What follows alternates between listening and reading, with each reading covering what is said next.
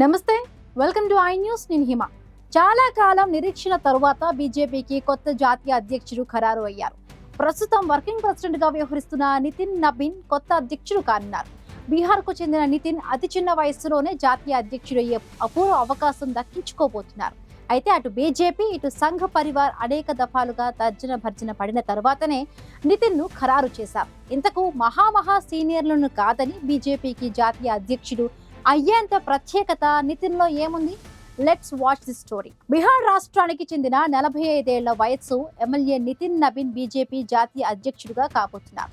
జనవరి 20న జరిగే ఎన్నికల్లో ఆయన ఏకగ్రీవంగా ఎన్నిక కావడమే లాంఛనమే. ఆయన ఒక్కరితోనే నామినేషన్ వేయించారని జాతీయ నాయకత్వం నిర్ణయించింది.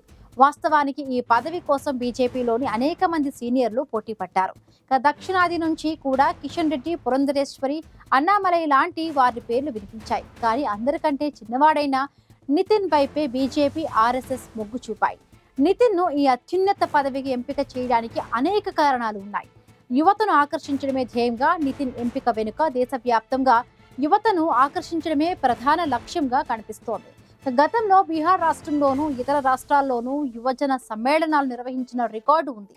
బీజేవైఎం జాతీయ ప్రధాన కార్యదర్శిగా, బీహార్ రాష్ట్ర అధ్యక్షుడుగాను పనిచేశారు. యువకుడే కాబట్టి దేశవ్యాప్తంగా విరామం లేకుండా తిరిగే శక్తి కూడా ఉందని పార్టీ భావించింది.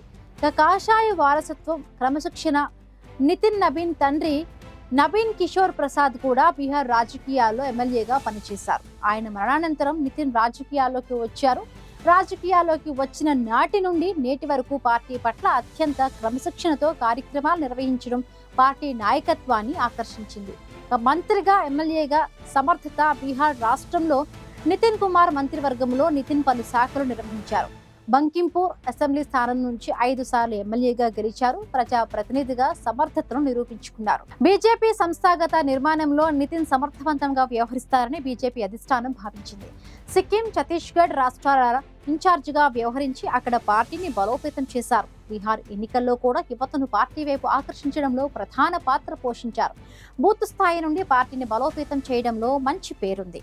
నితిన్ ఎంపికకు మిగతా అన్ని కారణాల కన్నా నరేంద్ర మోడీ ఆశీస్సులు ఉండటమే ప్రధాన కారణం. సిక్కిం, ఛత్తీస్గఢ్ ఎన్నికలతో పాటు ఇటీవల జరిగిన బీహార్ ఎన్నికల్లో నితిన్ పనితీరును మోడీ బాగా గమనించారు. తర్వాతనే ఆయన్ను పార్టీ వర్కింగ్ ప్రెసిడెంట్ గా నియమించారు.